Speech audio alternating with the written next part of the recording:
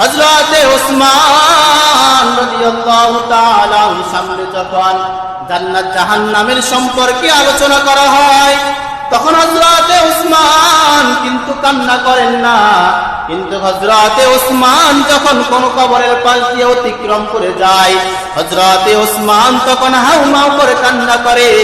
সাহাবী কেরামরা তখন বলতেছিলেন, ও খলিফাতুল মুসলিমিন, আপনার সামনে যখন জান্নাত জাহান্নামের আলোচনা করা হয়, তখন তো আপনি কান্না করেন না, আপনি কেন কবরে দেখে কান্না করেন?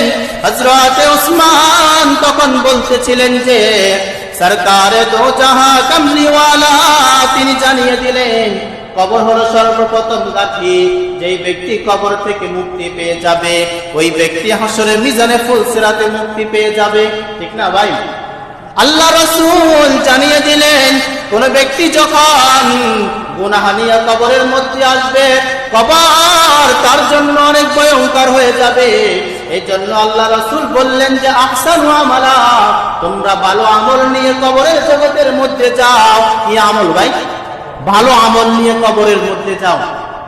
এই জন্য আমল করবো তো ইনশাআল্লাহ ভাই, যতটুকু আমল করি, যত যাহা কিছু আমল করি, ওই আমলটুকু ভালো আমল করার জন্য চেষ্টা করবেন, করবো তো ইনশাআল্লাহ ভাই।